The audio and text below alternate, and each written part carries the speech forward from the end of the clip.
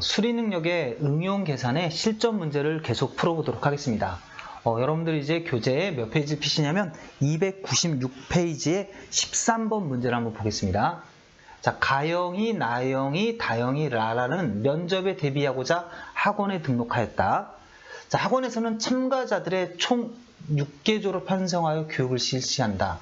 가영, 나영, 다영이 서로 다른 조로 편성되고 라라는 가영과 같은 조로 편성된 확률은 하고서 단 가영과 라라는 A조에 편성되지 않았고 나영은 B조에 편성되었다라고 했습니다. 자, 이 문제 같은 경우 여러분들이 일단은 이 4명이죠. 가영, 가나, 다라고 그냥 하겠습니다. 자, 가나, 다라가 조 편성을 하는데 6개, 즉 조 이름이 정해져 있죠. A, B, C, D, E, F 6개 조로 편성이 되는 겁니다. 상황이.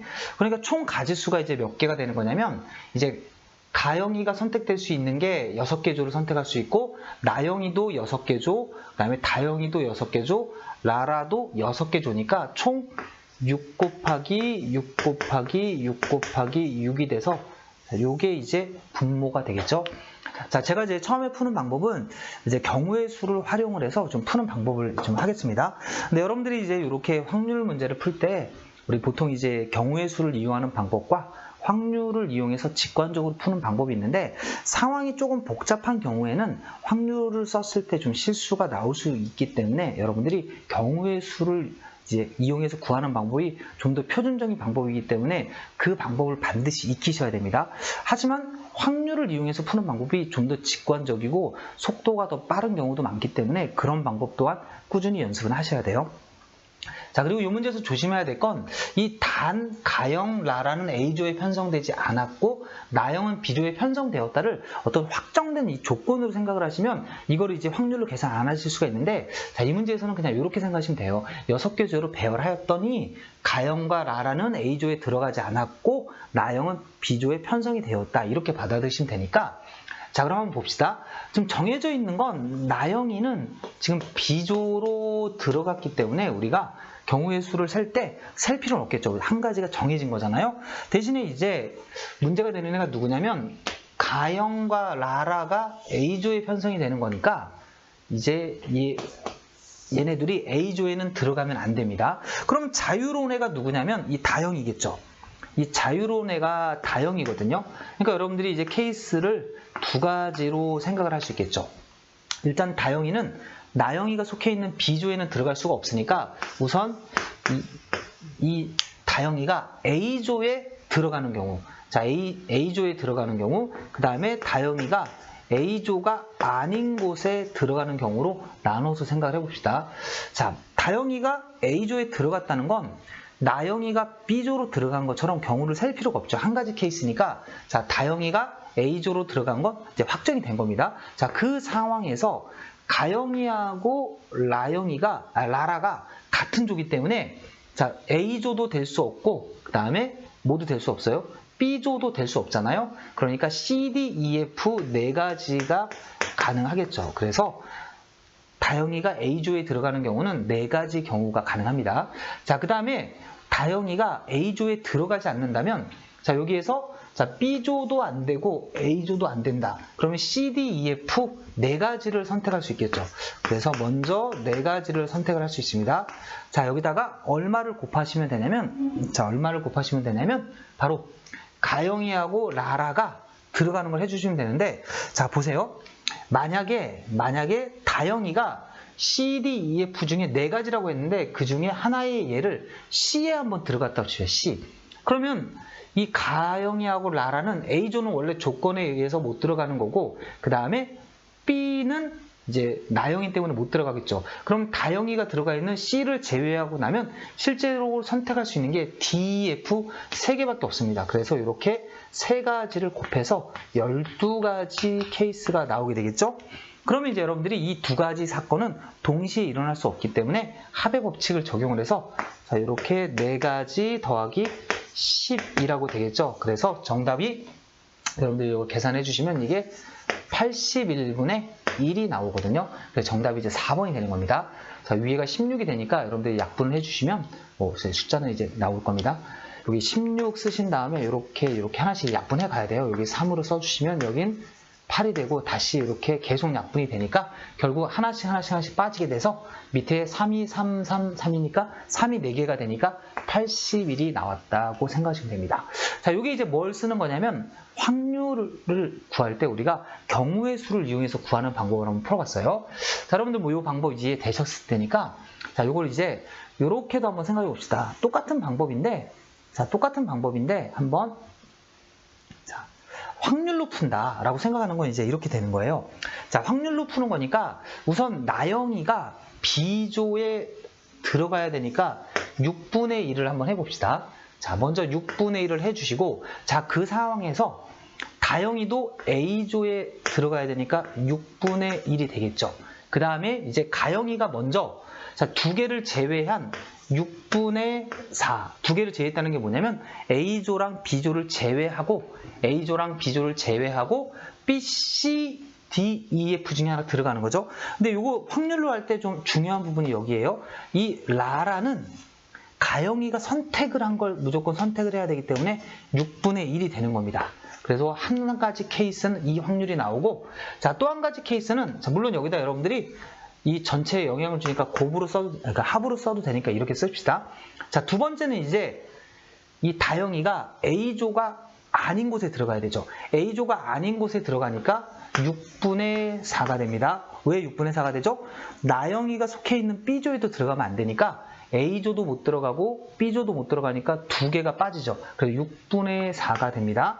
자, 그러면 당연히 여기서 가영이는 이제 3개를 못 들어가겠죠. A도 못 들어가고 B도 못 들어가고 그 다음에 다영이가 선택한 조도 못 들어가니까 6분의 3이 들어가야 돼요. 근데 마찬가지로 라라는 무조건 가영이가 선택한 조를 택해야 되니까 이렇게 해주시면 아까랑 같은 위에 4 나오고 10이 나오는 거 알 수 있겠죠. 그래서 여러분들이 거의 똑같은 건데 미묘한 차이가 있는 경우의 수를 이용해서 푸는 법과 확률을 이용해서 푸는 법을 두 가지를 다 해두시면 도움이 될 것 같습니다.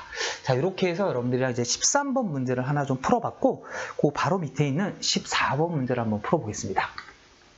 자, 14번 문제도 이제 보시면 경우의 수 문제인데 자, 여러분들 제가 경우의 수의 수업을 할 때 이제 확률이나 경우의 수를 수업할 때 항상 강조드리는 게 자, 이게 조금 이제 어느 정도 감각적으로 해결되고 하시는 분들은 문제를 그냥 좀 푸시면 되는데 정말 여기가 좀 약하고 하시는 분들은 여러분들 이제 고등학교 때 배웠던 순열이라든가 조합이라든가 중복순열, 중복조합 요 4가지를 좀 이제 정리를 하셔서 그 개념이나 공식을 한번 공부를 하시는 게 오히려 시간적인 차원에서 더 절약이 돼요. 그러니까 적성시험은 이게 뭐 중등과정 기반이기 때문에 그런 것들 없이 뭐 적성적 풀이법으로 풀어라 이렇게 말하는 사람들이 있지만 사실 그런 사람들 대부분 시험을 보면 잘 못 봅니다. 왜 그러냐면 시험을 못 보기 때문에 그런 소리를 하는 거예요. 왜냐면 상당수 문제들은 어떤 적성적 풀이법을 생각해내고 그런데 시간이 오래 걸리거나 또는 그게 안 될 수도 있어요. 오히려 직접 세는 겁니다. 대부분의 문제가. 그럼 직접 세는 것보다는 우리가 당연히 순열, 조합 이런 공식들을 활용하게 되면 시간도 줄이고 속도도 올라가기 때문에 여러분들이 오히려 더 효율적인 방법이 될 수 있으니까 자, 응용이라는 거 나오지 않으니까 그냥 기본 공식이라도 꼭 외워두기 바랍니다. 자, 한번 문제 들어가 볼게요. 자, 300명의 의원이 참여한 본회의에서 A 법원의 통과 여부를 놓고 투표를 하고자 한다. 근데 가나 신문은 A 법원의 통과 여부에 대한 의원들의 견해를 조사하여 이를 통계로 내려 하는데 현재 자, 여기 숫자가 나옵니다. 이제 75%의 의원, 전체 인원이 현재 300명이에요. 자, 300명 중에 75%의 의원이 응답한 가운데 응답한 의원 중에서 15분의 7만이 찬성 견해를 보였대요.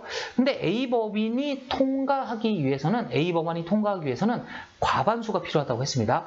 자, 그럼 여러분들 300명의 과반수라는 건 절반이 넘어야 되기 때문에 150이 절반이잖아요. 거기서 한 표가 많은 최소 151표를 받아야 돼요. 그러니까 여러분들이 자, 과반수를 우선 혼동하시면 안 됩니다. 자, 과반수는 딱 반인 150보다 한 표라도 많아야 되기 때문에 최소 151표, 즉 151명이 찬성을 해야 돼요. 그러니까 문제에서 이 통과되는데 추가적으로 필요한 의원수의 최소값을 물어봤으니까 자, 여러분들이 먼저 자, 75%하고 15분의 7을 이용해서 현재 한 사람을 구해야겠죠. 근데 단 300명의 의원은 자신이 표명한 견해대로 투표하며 선택은 찬성, 반대, 무효나 결석은 없다. 즉 어떤 예외적인 상황을 다 차단해 준 겁니다. 자, 그럼 생각해 봅시다. 현재 75%의 의원들이 이제 응답을 했어요. 근데 그 중에 15분의 7이 찬성을 했으니까 우리 약분을 해주게 되면, 자, 이렇게 약분되면 얼마가 됩니까? 여기다 5를 곱하면 75가 되니까, 자, 이게 35%예요.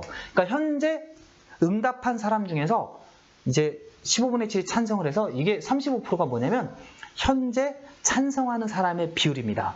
근데 우리 과반수가 되기 위해서는 우선 절반을 만들어 보면 추가적으로 15%가 필요하죠.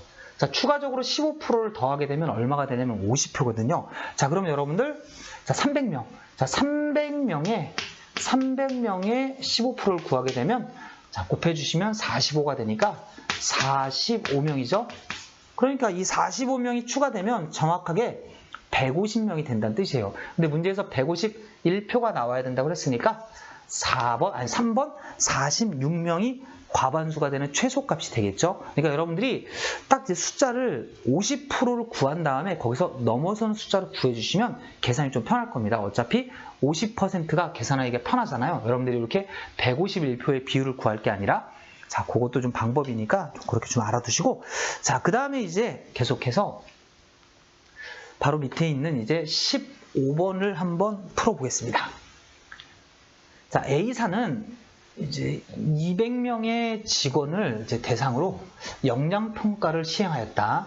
자, 평가 대상 직원 중 종합점수가 70점 이상이에요. 70점 이상이면 우수, 70점 미만이면 미흡으로 분류하여 미흡인 직원들을 대상으로 역량 교육을 실시한다. 자, 평가 등급이 우수인 직원이 현재 몇 퍼센트냐면, 자, 우수가 60%입니다. 자, 우수가 60%예요. 그럼 나머지는 미흡이라고 했으니까, 자, 미흡은 40%가 되는 거겠죠? 자, 그럼 우수인 직원들의 평균 점수가 80점. 자, 우수인 직원들의 평균 점수가 80점, 그 다음에 미흡인 직원들의 점수가 50점일 때 평가 대상자 전체 평균 점수는 얼마인가? 자, 물론 여러분들이 앞에서부터, 자, 교재하고 제 수업을 열심히 들었던 분들이라면 보자마자 이거 가중평균이네 라고 이제 뭐 딱 60, 40, 3대2네. 크로스하면 2대3이니까 자, 점수 차이가 30점이네. 그러면 2대3이니까 계산하면 얼마겠네. 딱 나올 거예요. 자, 근데 여러분들 중에서 아직 이제 숙달이 안 되신 분도 있고, 그 다음에 이 문제에서는 여러분들이 평균하고 총원의 관계를 좀 알아두시는 것이 좋으니까, 자, 두 가지 방법으로 풀어드리겠습니다. 자, 첫 번째 1번 풀이는, 자, 이렇게 생각해 봅시다. 지금 문제에서 전체가 200명이에요. 자, 200명이니까, 자, 여러분들 200명 중에서 우수 직원이 60%예요. 그러니까 몇 명이냐면, 자, 120명이 우수 직원입니다. 자, 120이 우수 직원이니까 당연히 미흡인 직원은 80명이 되겠죠. 이렇게 해서 우선 인원을 구했습니다. 자, 인원을 구한 다음에, 자, 이렇게 생각해 봅시다. 지금 평가 등급이 우수인 직원의 점수가 몇 점이냐면 80점이에요. 그러면 여러분들이 사실 저기 120명이 모두 다 80점은 아니겠죠? 저기 점수가 70점 이상이니까 70점부터 100점 사이에서 왔다 갔다 할 거예요. 하지만 우리는 그냥 어차피 총점을 구할 땐 120명 모두가 80점이라고 생각을 할 수가 있어요. 그럼 이게 이제 바로 뭐가 되냐면 우수인 직원들의 총점이에요. 우수 직원들의 총점이 되고, 그 다음에 플러스, 자, 80명. 자, 여기 80명은 미흡이잖아요. 미흡인 직원들의 평균 점수가 50점이니까 이렇게. 그럼 요거는 미흡인 직원들의 총점입니다. 그럼 보세요. 우수인 직원의 총점과 미흡인 직원들의 총점을 더하면 전체 총점이 되겠죠. 그러면 요거를 전체 인원인 200명으로 나눠주시게 되면 평균이 나오게 됩니다. 자, 이거 계산하시면 평균이 나오고, 이걸 계산해 보시면, 자, 68점이 나옵니다. 자, 여러분들이 이제 제가 항상 수업할 때 이런 계산 안 해주시는 거 아시죠? 자, 이유가 이거 여러분들이 하셔야 되는 거고, 그 다음에 또 이런 계산을 하기 싫으면 뭘 연습한다? 비례식을 쓰자는 거예요. 그러니까 이런 계산이 빠르신 분들은 그냥 이렇게 하셔도 되고, 자, 이런 계산이 느리신 분일수록 자꾸 비례식을 이용하셔서 푸시면 좀 더 쉽게 답이 나올 수가 있어요. 자, 그럼 한번 이제 비례식을 이용해서 구해봅시다. 자, 비례식 이제 우리는 계속 학습하는 단계이기 때문에 제가 당분간은 계속 이렇게 수직선을 그려드리긴 하겠습니다. 자, 요거는 지금 보시면, 자, 우수인 직원들은 평균이 80점이에요. 그 다음에 미흡인 직원들은 평균이 몇 점이냐면 50입니다. 근데 여기가 지금 60%고, 자, 여기가 몇 프로예요? 40%입니다. 외우시라고 했습니다. 제가 계속 강조드리는 거죠. 자, 이렇게 양의 비. 자, 사람 수의 비잖아요. 자, 양의 비를 크로스하게 되면 평균까지의 점수차의 비가 된다고 했죠. 6대 4니까 그냥 그대로 옮겨도 됩니다. 뭐 합이 10인 애들은 약분 안 해줘도 예쁠 수가 있으니까 이렇게. 자, 4대 6인데 뒤집으면 6대 4가 되겠죠. 근데 문제에서 지금 여기 몇 점 차이에요? 30점 차이잖아요. 30점 차이니까 여기는 30에서 60%니까 18점이 되겠죠. 자, 18점을 더하게 되면 얼마가 된다? 68점이 된다는 걸 알 수 있죠.